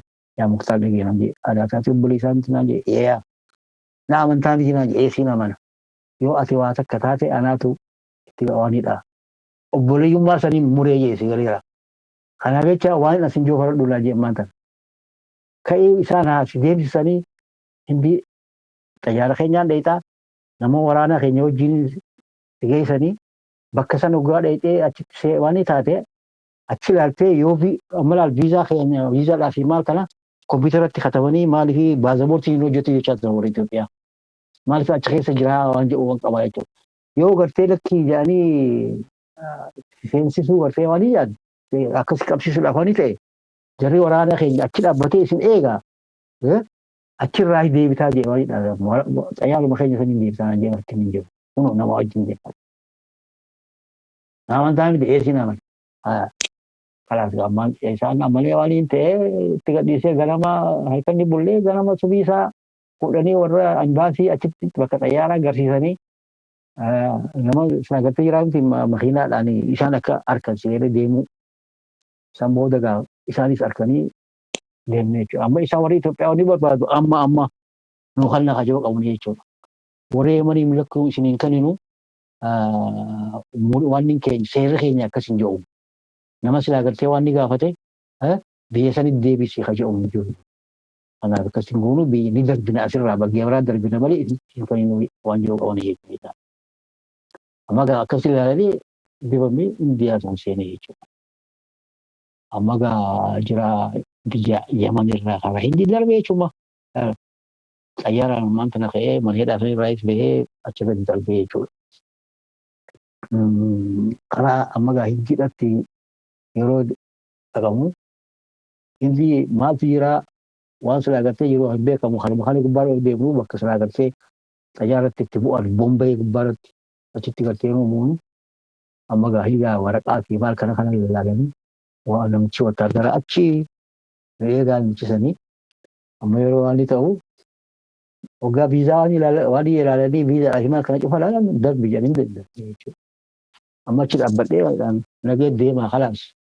Samoota achi keessatti ga'an waan ta'e haa ta'u ani yoon hin je'ee achirratti na qabanii achi na deebisanii dhaami seenee jechuudha Bombay. Amma Bombay Bombayitti waa baay'ee jira harka silaa gartee yeroo haga tokkotti turame yeroo haga silaa gartee jira miti imbaasii barbaadu maal godhuu waan akkasii ture jechuudha. Otoo achi keessa jirutti egaa waan silaa gartee karaa biyyaatii quunnamtee silaa gartee ijoollee warra Eertiraa kana wajjin goonini. Dubbiin silaa gartee waan isaan jijjiiramtee dubbiin karaa Eertiraa sanii fi haalli silaa gartee Somaaliyaa keessa jiru jarri keenya Eertiraa dhaqee waan akka jiraa miti jijjiiramni wayii jechuun godhamee maal akkasii gaafa sanii kan hin dhagee jechuudha jedhee Eertiraa irraa. Amma achirra deemuudhaaf akka silaa gartee jaraa wajjin waltaatetti viizaa kana Hindii dhaqee yoo barbaadde Eertiraa sanitti deemuu dandeessaa. Dhaqaa deebii godhan isaan isaanii. Jiraa miti yoo achitti waan ta'e inni dhaqaa salmaa waan hidhaan hin deebi'an maayina waan isaaniitiin jechuudha. Yoon barbaade dhaqaa deebii kana jijjiiree karaa Eertiraa sanitti deemuu hin danda'a jechuudha. Amma ergaa akkas ta'ee waan salmaaniin qabuuf jiraa miti biyyaatti jechuun maal godhuu akka qabu hedduu konfiiz taata. Waan karaa biyya biraa deemuudhaaf maal ka jedhu kana mataa keessaa waliin qabu jiru. Rakkinni silaa gartee gaafa guyyaa isaan gartee hidhaa keessa gartee waan jedhamee fi rakkinni biyya waan isa keessaa simii jira. Amma maal godhuu akka qabu waan haaraa jechuun ni cufti. Biyyaan kun afaan isaanii hin danda'u beeku Hindiidha. Akka waan hidhaatti si galee gaafachi haanu maallaqa agartee irratti kamiyyuu turani maallaqa haga sila agartee achirraa deemti jedhanii maallaqa doolaara wayii jechuudha. Salmaanii gaafate jijjiiraachaa waan akka isaan ture jechuudha. Magaaddee waan jechuudhaaf baasiin waanidhaan jirtu. Waan maali Bombay amma Mumbai jedhamti si gadaa. Warri sila agartee jara warra qunsulaa maali jedhan kanaatu jira. Isaan kanarra immoo deebi'anii dhiiroo akkas ta'ee jira jechuun immoo waan waa'eedha. Kanaaf jechuun oduuma barbaadamu maali waan biraa dhisiiti imbaasiin hindiituu bakki inni jiru Bombay malee New Delhi ta'uu isaa wanni irraa quba qabu jiru. Amma gaggaafatamee jennaan illoon achi waan isaanii New Delhi magaalummaan guddoon isaanii waan New Delhiidha jechuudha. Horii hirmachaa horii achi jira. Amma achirraa gaafama yuunichi saarisanii harkachuun dirqama. Achi deebi'uudhaaf duruu already wani islaamaan tarree fudhagee jirreen ijoolleen naan jettee dhufaa jira. Wanni achi godhuuf hin jiru jechuudha. Haalli isaa galtee jara keenyaaf sibanii ta'ee jira. Amma achi islee waan maali gaafanii New Delhi yoo dhaqamu immediately odoo achi waan hin jenne mana yuunichi saarii guyyaa tokkoo fi wayi jechuudha. Halkanii guyyaa baaburaan waan irraa maali Bombay irraa haga New Delhi deemaa ture jechuudha. Amma achirraa waggaa achi dhayinee ministeeriin hin seenamaa hin gaafataa jechuudha. Waraqaa silaa agartee haala isaan jirri viizaadhaa fi akka biyyaa bahuu fi akka silaa agartee mana hidhaatti waan ta'eef UNHCR Yemenitti gaggaafachaa ture. Waraqaa gaafatamee san cufaa harkaa hin qabu. Waraqaa silaa agartee viizaadhaa fi maal akka kan namni fajoo mootummaan Itoophiyaa warra baasii hafarreessa harkaa hin qabu.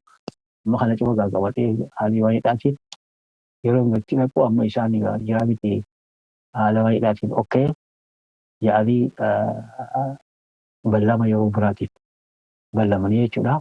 Utuma achi jiru ijaartiin takka jirti silaa agartee waan achi eedu gaardii taatee eedu arbeerri koo dhaquu hin danda'amu maal godhuu hin danda'amu bakka dhaquu hin jiru jennaani okkee anaa mana qabaa jechuudha anaa isin kana anaa kireessaa jechuudha okkee amma galgaluma san fuutee mana silaa agartee kireessisanii achi keessa galle amma sabboota itti galamee amma yuunivarsiitii qabamee jechuudha. Yuunivarsiitii kana guyyaa guyyaan dhaqama. Odoo yuunivarsiitii kan immoo odoo waan hin godhin dura haala silaa agartee waan hidhaan ani eenyutuun ergee dhaamsaan erge. Eenyutuun dhaamsa erge warra Mulgeetaa Na'amaatii fi Mulgeetaadhaattiin gaafa silaa agartee mana hidhaa jiru. Warri Amnesty International maqaa akka jirutti katabanii barreessanii haala silaa agartee waan hidhaatiin kan mana hidhaa baasuudhaa fi waa takka waan nu godhan qabanii jechuudha. Gaafa mana hidhaarraa gullallitti baanee maal jenne cufaa nu gargaaraa turan maallaqaa fi maal kana. Amma waan isaanii qabasii galeera. Dafanii akka agartee jarri kun waan hannuuf amma isaanitti waan godhee jechuudha. Barreessa xalayaa maal godhee balleessee telefoona isaa illee ni qabaa itti himee amma akkasittiin jira. Jarri kun agartee maanta bakka asii waan Bombay waan yuunivarsiitii waan na fidanii jiranii New Delhiidha. Kanaaf jecha mee waan silaa agartee Amnesty International na gargaaruu dandeessu waan kan godhaan jechuudha. Immediately Na'amaat jara warra adii warri International Amnesty gaafattee haala silaa agartee xiyyaa maqaa xiyyattiin teemaa jetti. Walitti jira jechuudha achi waraqaa gubbaa fi gubbaa. Amma ishiin akka agartee warri adiin dubbisan goote jechuudha achirraa warri Amnesty International. Amma ollaa sadii warra telefoona qabu jira telefoonaan Muktaar jedhanii na yaamanii maal jennaan nama adiitu si barbaadaa jedhanii nama adii kana nan dubbisee jechuudha. Eessa jirta bakka akkasiitiin jira. Amma nuti nama akkasiitii kanaaf jecha haala silaa agartee ati keessa jirtu quba qabna. Ganama yuunivarsiitii dhaqiitii waan silaa agartee isaan siin jedhanii hunda fudhadhu nuti waan hundatti himnee jirra. Xalayaa siif kannanii waa Uummata akka illee sosaatiin waan jeeni si eegarii sekkiriitii illee waan hidhaanaa jette jechuudha. Okee. Amma yeroo isiin akka jettu laali. Kanuma subii nan ka'ee nan dhaqee yeroo dhaqee harka lamaan hin jirre ministeerri lolamni kun nama akkasiitii jedhanii gama waan mana hidhaatii fi maal agarra isaan sabii kan Amnesty International waan biraa waan silaa gartee miti waan hojjenne san miti. Amma otoo waan jedhanii amma jirri yeroo laa waan godhan immediately gaafuma san xalayaa kaardii eenyummaa temporary yeroo masii isaanii si ooluu qabanii temporary. Maallaqa silaa gartee mana saraallee itti waan jettu fi waan itti nyaatti yeroo san magaafee ministeerri na fudhate jechuudha. Waan jiru jiru amma baqattummaa san jalqabe jechuudha. Amma baqattummaa san haga 2000 jechuun haga 2002 haga 2000 dhufutti 1999 Decemberitti kan gartee waan New Delhi seename. 2000tti bakka ministeerri san dhaqee ministeerri 2000 keessatti waan hin haqannee kaardiidhaa fi maali gargaarsaa fi maal jalqabee yeroo adda addaatti gaa isaa deebi'uudhaan maal jechuudha waan hin barbaadaa ture warri ministeerri bakka silaa gartee waan hidhaa waan biyya sadaffaa. Amma odoo jedhamu gaa 2001 hin dhufe 2001 kana keessa gaa haala yeroo eegaa jiru nama tokkotu dhufe achiin san dura garuu haala silaa gartee waan hidhaatiin imbaasii adda addaa xalayaa galfachuu jira miti. Goolii guutummaa galfachuu xalayaa Kaanaadaatti maqaan ishee Awustiraaliyaatti amma gaa waan keezii nan qaba kun keezii waa hidhaati maaliif Amnesty International na bira jira mana hidhaan ture ishii haalli bilisummaa Oromoo sabaan dhiisii Jibuutiin ture baqataadha jechuudha. Yemaniin ture baqataadha jechuudha. Kanaaf jecha waan hidhaan qabaa jechuudha. Amma sana barreesseetiin itti geessaa warra kanarratti itti barreessee nan geessee isaan kun immoo hedduu nama tolsiisan.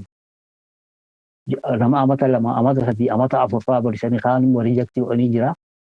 Amma isaan kun yeroo itti gaanii godhu ji'a lamatti waan akka har ji'a lamaa tokko eegee jechuudha.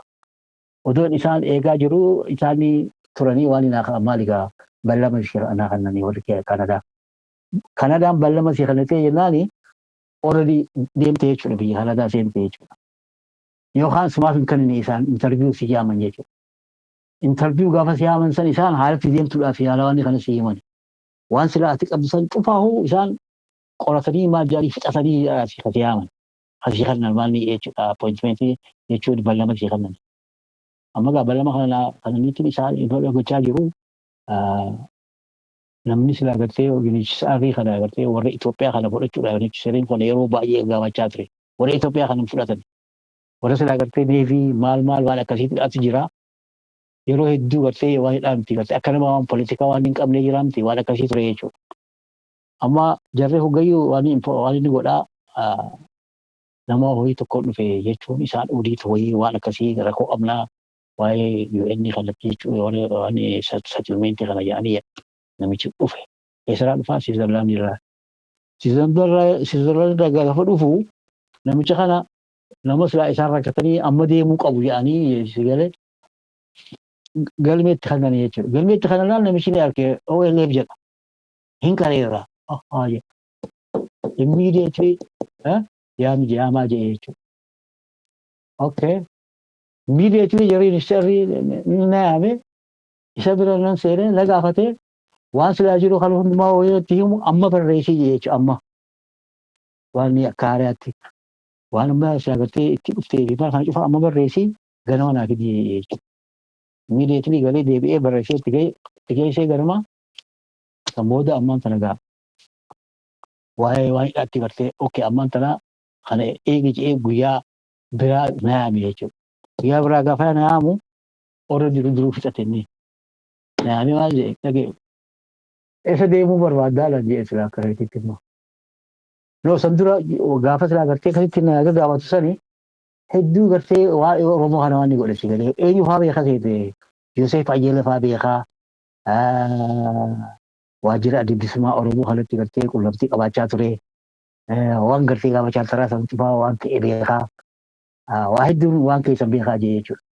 Akka wayiidhaatti namaan silaa gartee gargaaraa ture gaafa chaaltara san duraa uumamaa ijoolleen gargaaraa ture bakka Yoosef Ayyeela abalu faana jira jeena gaafate eenyuun beekaa nama akkasiitiin maalkii hidhaa hoggaa Yoosef Ayyeelee mana hidhaan hojii ture. Kana faadhaan tiimaa waan tureef jechuudha.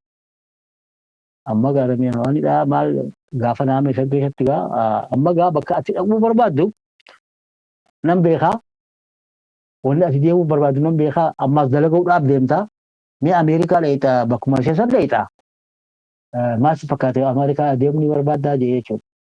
Maaliif hin barbaadne hin jeen Ameerikaa hin barbaada. San dura jee Kanadaa galfattee jirtaa. Kanadaan si'amtee deemuudhaaf deemtaa. Kan irra fudhataa naan jee jechuudha. Dhugaa carraa guddaa akkan. Ameerikaa moo Kanadaa dheetaa jee haa Ameerikaa dhagaa jeeran. Sirbii biraan dhagaa.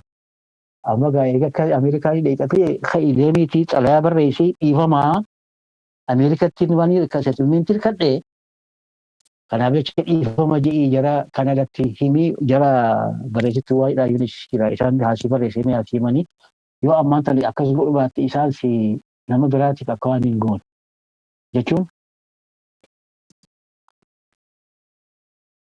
nama biraas gartee nama isaa waan kannanii fi kana gartee deemuu jedhee akka hin taane jechuudha kireensii kan godhaate jechuudha. Itti himee dhaqiitii galatooma Ameerikaan harkadhee Ameerikaan deemuudhaaf deemaa isin galatooma baga lubbuutti yana baaftanii jedhee itti himee jedhama. Majaaratti hin himee jalatti bilbilutti himanii amma gaa eeguun jalqabee jechuun waan Ameerikaa amma imbaasii Ameerikaatti gaafa dhaqna himee gaafa akkasii dhaqee namicha silaa galtee imbaasii sanitti jedhesi gareera akkuma amma natti himte waan mana hidhaa kasilaa ganama shaayii gartee qorqoowwan maal gaa taa'anii kaan akkasitti ga'u ja'a gartee irraa dhiibdisan daabboo ati nyaattu sanii fi waan kana cufaa odoo waan hin goone itti himinaa jee namichatti akkaataa itti turte mana hidhaa san keessa maal akkasi godhaaf sonnii fi akkaataa itti jabeechaa turte himii jee dammoo karaa silaa gartee waan hundumaa akkuma himte kanatti himii jeen akkuma isaa barreesse kanatti namichi seewaanii fi ja'a homaa siin hin jedhu intarviiyuudha kanaaf jecha homaa waan hin qabu deemi dhaqinaa jee alaatti hima nan dhaqee gaafa inni waan hin jee gaafa dhaqee namichi achi na waan hin godhe anaa hojii boo'uu jalqabee jechuudha namichi daabboo akkasii maal akkasii jechaa ture jechuudha. Amma waa'ee silaa qabsootii fi waan kana wanni qaban jiru waan jedhan malee beekadhu waa'ee gargaarfummaa malee isa gartee qawwee isa maalii san hin jirtu jechuudha. Amma innis maal jeegaa jechuudha gaafa silaa gartee waa'eedhaa jira amma gaafa silaa gartee inni qaxaroo naa qabe jechuudha. Warra maal jedhaniin isaan bira dheeyitee isaan bira raahii isaan tuwaan si godha. Maqaa isaanii ta'e gaafate.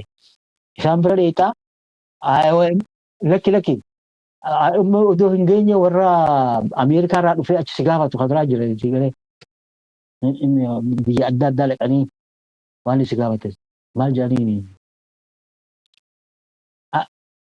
nuti IRC hoggaa waan hidhaa dhaquudhaaf deemtu bar bakka takka dheeta waan malee baasii malee bakka siraatti intarviiyuu si godhan dhumarratti waan ifaa si godhu si galeera. Dhumarratti si kakachiisu. Oke haa ta'u isaan bira waan jenne GBA dha moo maal hin beeku waan akkasii ta'e GBA waan akkasii isaan bira dhaqiitii humaa waan hin qabu waan amma jettu kana jedhinaan jee jechuudha. Namichi bira hoggaan dhaqu namichi waan mantaan jiraa miti. Anis nan dhufaa unaan jee namichi baasii. Tolte gaarii jedhanii hoggaa dhaqee waan irreeffadhu hin jiru gattaa'ee ginuma namicha san caalaa dhahuun waan ta'e jechuudha. Namichi akkasii bakka akkasiitti waan jettee akkasii dhuftee naan jee naan jee ol ka'e naan jee oliin ka'ee waan hin kannee jechuudha. Hafuun kannee jechuudha.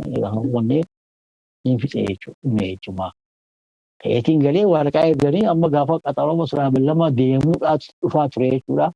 Odoo saniin dhufin dura ballamaa fi maa kana gartee gaammaan sana jiraa miti godhamee jechuudha. Ballamni godhamee maal godhamee eeggacha hojii jiru maaltu dhufe 911 dhufe jechuudha. Amma qaxaroon silaa gartee deemuudhaaf deemamu naannoowwan waan isanii booda ture jechuudha. 9/11 Septembarii ture miti. Septembarii dura booda ture waniin maaligaa waan hin xayyaaraa jechuudha. Amma waan ta'u waan san ta'e oduu eeggachaa jiru jechuudha. Wanni san taanaan gaa haala gama gaa kashafee jechuun yaa rabbii xiyya namuu asii achi garagalaa fa Suudaanii achi garagalaa fa Maalii achi garagalaa fa Paakistaanii fa Maalii itti gammaan tana dhiiroo fa warri. Wanni muslimaa wanni si agartee waan irraa dhumte jechuudha. Wanni Mahammadidhaa fi wanni Mustafaa Muktaarii dhumte jechuudha. Jarri waan taate godhe. Yaa rabbi ta'ee namuu mataa qabate yaa rabbi oduu jedhu rabbitti kadhachaa oduu turre. Sambooda maal godhanii qaxaroo silaamuu qaban sanii daddabarsuu jalqabani. Daddabarsanii qaxaroo haamitti Oktoobar godhanii, Noovembaritti godhanii, Dizeembaritti godhanii, Septeembaritti illee godhan. Jechuun Septeembarii miti Jaanuwaarii jechuudha. Dizeembar Jaanuwaariitti. Amma kana gaagaa godhamu shakkiidha si galee. Illoon isaa waan biraa godhaa jiran jarri kun. Warra Suudaanii silaa jiru jechuudha. Baay'eedha isaan. Tolfatee akka himaatti nuti ilmaa silaa nama deemuu akka isaaniitti isaan gaggeessaa turan warra gartee Saawuzii kan akka jirutti warra ijoollee Suudaanii. Amma isaan kan akka jirutti fuudhanii kaansil godhanii warra silaa gartee Afgaanistaan dubartii warra silaa gartee bal'amaan isaan qabu wajjin. Gaafa silaa gartee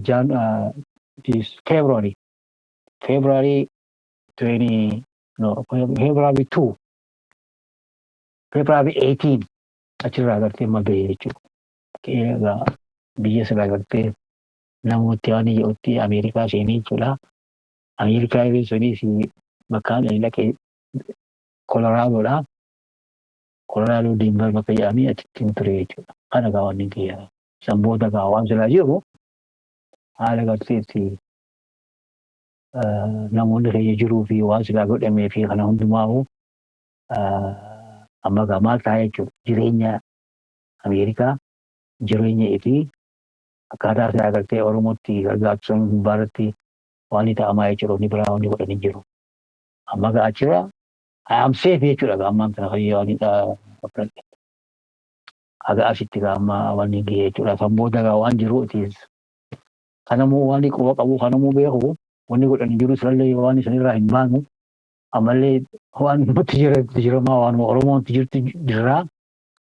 Kanaaf rabbiin galataa dulloomneesii haala silaa gartee ammaan tana argitan kanatti jirraa. Ijoollummaarraa jalqabee haga ammaan tanaa namni waanuma kana odeessu. Har'a waan kana gartee dhumarratti odeessuuf yaa'u hin duune nan jiraa je'eeti jechuudha. Silaa waan kana namni biraa agartee akkasitti yookaan naasoo yookaan naa himu aboo gurbaa tokkotu ture kan akkasitti gartee waan dhaqee waan akkasii jedhama homaa wanni jiru hin jiru kasiillee barreessu hin jiru. Kana argachuun ati nagaafachuun keetiif hedduu galatoomiin si jaa jechuudha. Carraa akkanaa silaa gartee argatu nama xiqqaadha. Namni silaa gartee waan akkasii hin argatin amma yoo fudhattee akka seefuu nama hedduu jira jechuudha. Si himuu hin danda'e jechuudha. Warri silaa si haasa'ee hojii jirra jeessan cufti seenaa akkasii daran qabaa jechuudha. Garuu ammaa kiyya kun immoo ammaan kana hagas ga'ee jira. Waan inni godhuu qabu je'eetiin ergaa Jabuutii irraa jalqabe hirmaan barreessa. Waan kana yeroo baay'ee waliin an jedhu waan kiyya ta'in seenaa kiyya ta'in seenaa ama imala karaa shaggar ka jedhu kana yeroo baay'ee ni himamu.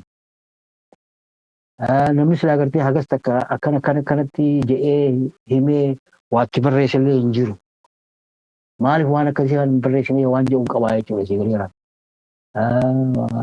Yeroo gartee baay'ee xahaa hojillee hojii haasawaa sirrii garuu goone ani immoo ilmaan barreessu.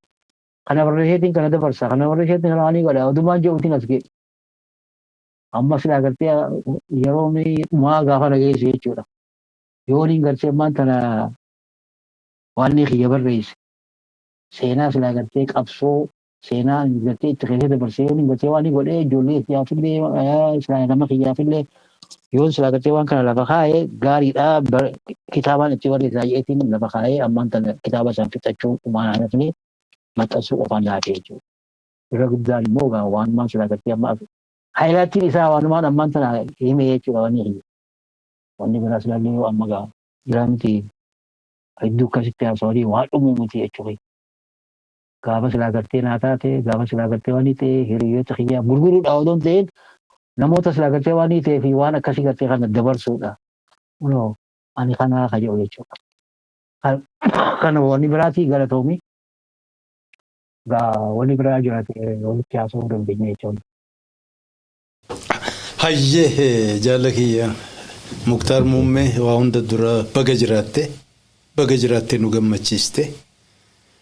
Baga waan kana hunda keessa dabarfattee nama seenaa qabsoo bilisummaa Oromiyaa, seenaa adda bilisummaa Oromoo, seenaa jaallanii dhaloota amma jiruu fi dhaloota nu duubaan dhufuufillee duuba dhiisuuf waltajjii kana filattee kanaaf irra deebi'ee maqaa hordoftoota waltajjii kanaatiin barakaa argadhu jiraadhu ulfaadhuun jedha. Egaa waan hedduu kaafe hin jiru waan baay'ee barraa sadii walitti deddeebinee dubbanne ammoo jiruu kee keessa qabsoo kana keessa ganna dheeraa dabarsite hadhaa silaa ilmi namaa takka dhandhamuu malu ol dhandhamtee hireedhuma taatee lubbuun jiraatte.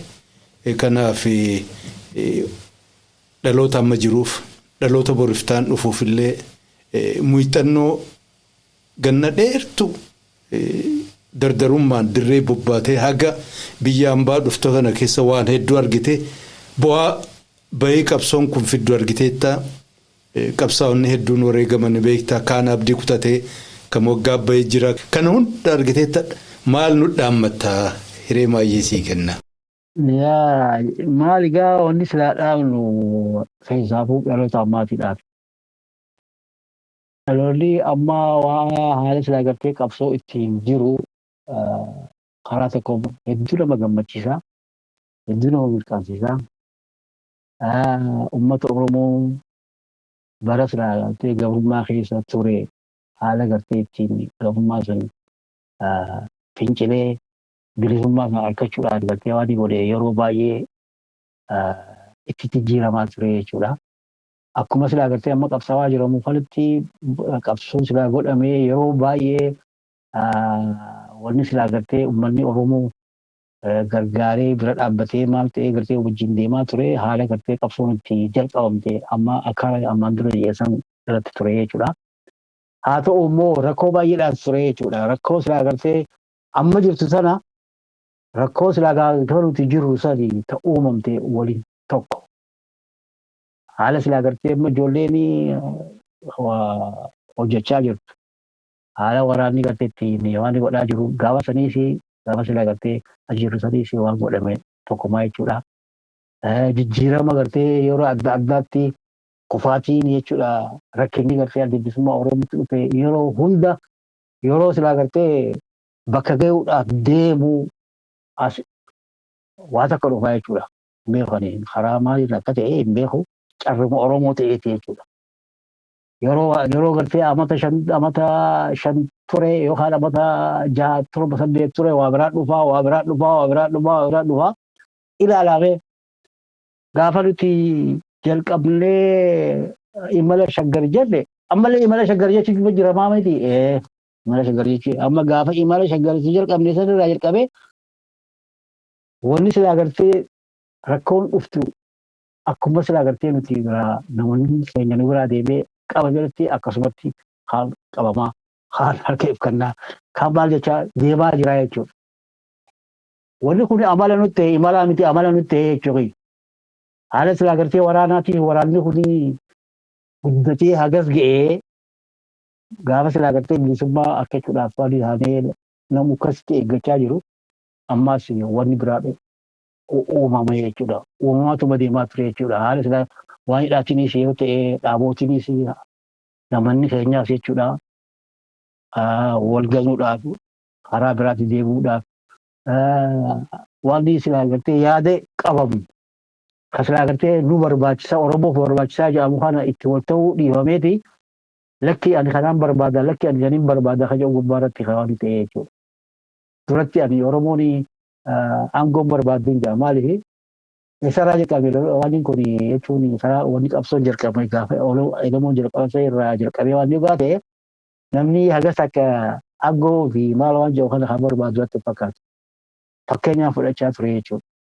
Aangoo wanni jedhan Oromoon barbaaddu waan inni barbaade haa ta'u Oromoo feete kutaa 11 irraa ka'aa baloo Oromummaan ta'e bilisa haa baatu malee abbaan fedhan waa bichuu kajuu qaba Oromoon akka jiru. Isaafuu chaartarraa haga tokko chaartarri duraa haga tokko jechuudha. Haga dhumaa hagatti gaama gaafa gartee waan ammayyaa dhufe kanatti gartee waliin biraan dhufe jira jechuudha. Kanaaf inni gartee qeerroo ganamaa jee ijaarraan jalqabeesse jechuudha. Qeerroo gaafa silaa gartee daawwitfaa jalqabaniis jechuudha. Qeerroo ammaan tanaa silaa waan isinitti jirtu argitanii jechuudha. Kanaaf waan akkasirraa gartee baratee Oromoon jechuudha. Haala manni Oromoo rakkoo kana keessaa bahu itti gartee itti wargaafachuu qaba. Tokkummaa uumuu qaba. Tokkummaan jennu sanis tokkummaa silaa gartee ammaan tana yeettan sanii miti. Tokkummaa Harargee, Baalee, Arsii, Wallaggaa maal ka jennu kanaa miti. Uummanni tokko uummanni wajjin jiraata. Wal quba qaba. Afaan tokko dubbata. Aadaa waan illee yoo ta'e gartee waan ijaa loqota tokko qaba wajjin haasawaa jechuudha. Garuu immoo warri silaa gartee siyaasaa gubbaarra jiru. Warri siyaasaa hariin hoggana jedhu. Warri silaa gartee waan kana siyaasaa jiru kana ifittiin fuudhadhee doomuleet godhee deemaa yookaan immoo anaatu waan akkasii godha anaatu isinirra beekaa warra jedhu kanaas dhiisee jechuudha. Uummanni namoota silaa haqaan deemee uummata kana gartee karaa bilisummaa itti gartee waan ni godhu isa jala deemuu qaba warri silaa hoggantootiin beektootiin. Keessaafuu beektootiin silaa gartee biyya alaa jiran kun waa'ee waan guddaa hojjechuu danda'anii jechuudha.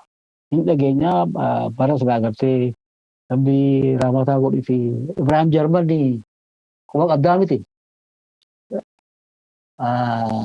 Waan silaa gartee isaan dhaabanii ittiin deemaa turan. Tokkummaa jaarmayoota jechuudha. Adda addaa Ameerikaa keessa jiran jedhanii waan akkasii oofaa turan. Jaarmoonimmaa adda addaa kan silaa gartee beektotaa fi maal akkasii waan hidhaa ture jechuudha. Isa kana hundumaa yeroo baay'een taane maaliif waan gartee namuu ifummaatti akka nama silaa gartee waan hidhaatti fudhate anaatu ta'a waan jedheef jechuudha. Haga silaa beekumsaatiif waan yoo ta'e hin beektaa ammaa waan akka jechuun akka Ibrahim Jarman ni beektaa jechuudha. Wanni isaa garuu immoo namooti silaa gartee waan qaban wajjin akkasii gartaa'ee nama kana gartee tokko godhu isaatiif odoo waan hin ta'in dachee tanarraa illee deemee isheenis illee. Namoota hedduu jira waan akkasii simbiraa deemees ni jira. Deeme haa deemu. Silaa gartee waan kana hin godhin. Warri silaa gartee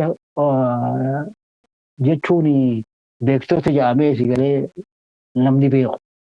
Warri silaa gartee umriin isaa deemtee isaan hin eegina. Warri silaa gartee amma ijoolleen amma jiru doktoroonni, piroofeesoroonni maal waliin jedhu kuni haala silaa gartee nuti ittiin ammaan dura haala san si galee haala silaa gartee jaarraadhaa fi baarumfaan ittiin waan godhan san Oromoo tokko godhanii gaafa akka mana hidhaa seenu sanii odoo Baaliin jedhin Arsiin jedhin Wallaggaan jedhin maaliin jedhin namni nutti hinaafee Oromoo silaa illoon kutaa 11 jedhee fudhata san akka sanitti si galee akkasitti ta'uu qaba jechuudha. Oromoon amma akkaataa isin itti bilisa baatee Oromiyaa ittiin bulfachuu dandeessu jechuudha.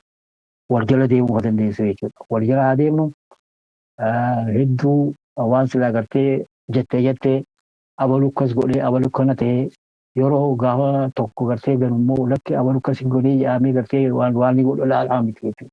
Haa garuu haa deemu. Hin dadhabatee jechuudha. Homaa rakkin hin jiru jechuudha. Maaliif akka haan ta'e inni si ta'a jechuun danda'amu namni waan isaa qaba. Kanaaf silaa hojjechuu dandeessan odoo waan hin ta'in nam tokko waa guddaa hojjechuu danda'a. Waan silaa gartee namni baay'ee hojjetu nam tokko hojjechuu danda'a. Akkasitti yaada jechuudha. Amma gaafa silaa gartee ayyaamalitti waan akkasii harga godhuu fi waa hojjedhu namni tokko waa guddaa godhuu danda'a hajoon waan hin qabuudhaaf.